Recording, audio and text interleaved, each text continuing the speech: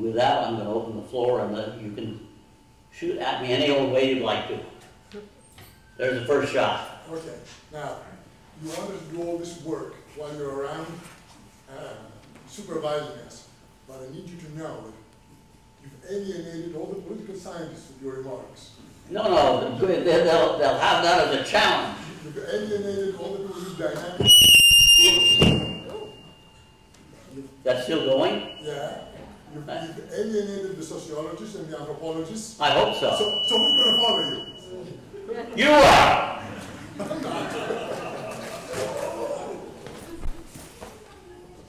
Is that working? Yeah, it's working. We don't get anywhere by patting ourselves on the back. We get somewhere by criticizing and critically evaluating where we are. And you don't get there, therefore, sitting around all saying how wonderful we are. We're not. And in fact, I do not like, and I don't expect to get today, anybody getting up and saying that was a great talk. I expect them to say, that's a black talk. Because that's the only way you have to think critically about what you're doing and try to do it better. And what I've tried to pose in this very brief discussion is things I don't think we know enough about, in the hopes that I can get some of you, probably not old people like you, but younger people in the room, to try to do better.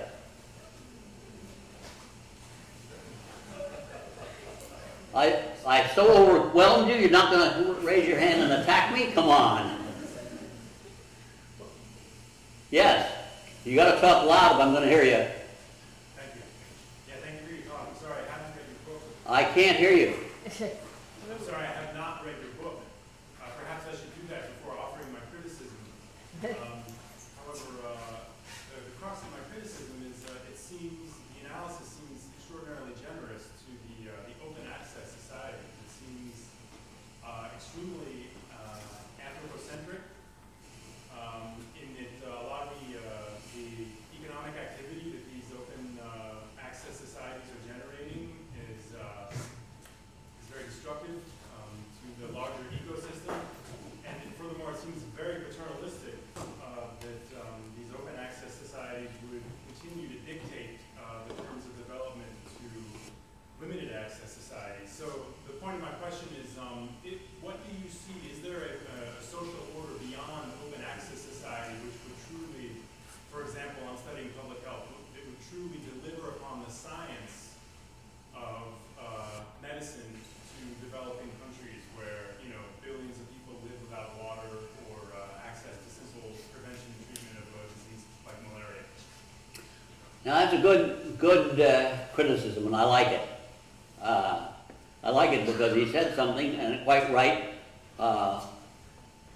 Certainly an open access society leaves a lot to be desired, and indeed, as it's evolving, is leaving even more to be desired, because it's not clear that at least the initial framework of an open access society such as evolved in earlier, say, the United States, is continuing today.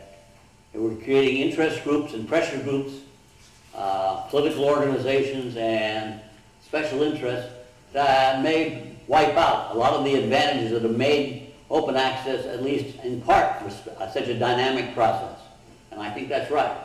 And so one of the things that we necessarily must do, we try to understand better where we're going, which means to understand something that we haven't at all done, which is to look at the institutional organizational structure, the interplay of the structure. That's what Marina's trying to do, and why I'm so pleased with what she's trying to do in a country like Georgia, because that's what we've got to do for other parts of the world. And once we do that, then we're going to be in a position to try to understand where we're going, and then to make sense out of it that'll make it improvement. You're quite right, I'm not disagreeing with you at all. I think that that open access societies are evolving in ways that currently I find deeply distressing, whether it's in the United States or in Europe, and that we've got to understand them better before we're going to be able to know how to make them work better. And that includes some parts of it, like how the health system works, and indeed the health system and the kind of health bill that we've just enacted in our Congress is a good illustration, because it's built around a limited set of institutional organizational framework that partly didn't work in the past and certainly doesn't work very well now. and that we've got to rethink completely in order to be able to do something about it. And if I live long enough, I doubt that I will, but if I live long enough, that's the kind of thing I'd like to see people doing to take advantage of where we're going. Now, don't misunderstand me. We've got a basic understanding of a lot of the institutional organizational structure that allows us to make a stab at moving on. But we're far from doing an effective job, and we're particularly limited by the fact that we tend to have blinders on with respect to developing a new understanding and a new framework. So we've got a long ways to go. Yes? Is China still a limited access society, or is it in a state of transition? Where does China stand today as you have talked to us this morning and as you see things? Yeah. Well, I'm glad to get that question because I go back and forth to China. I've been back and forth 2 or 3 times a year for the last 10, 12 years, and indeed I've been an advisor to the Chinese Society during that time. And you can see 2 things happening. One is they have evolved in terms of economic organization, improved economic organization over time. Now they make a lot of mistakes and fall flat on their face a lot of times. But one of the things I've been very impressed with is that they are quite pragmatic about it.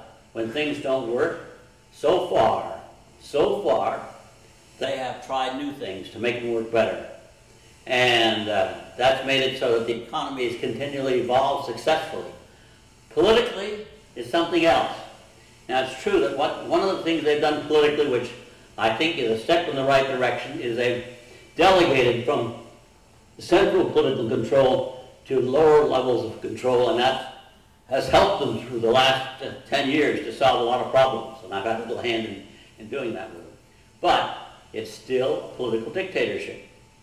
And it's still one in which you only go so far. I mean, you go further than that, you end up in the jug, as indeed a lot of my friends are today. And so, until they overcome that, and arrive at a political structure that will allow for that, I'm not sure whether they're going to continue to evolve or not.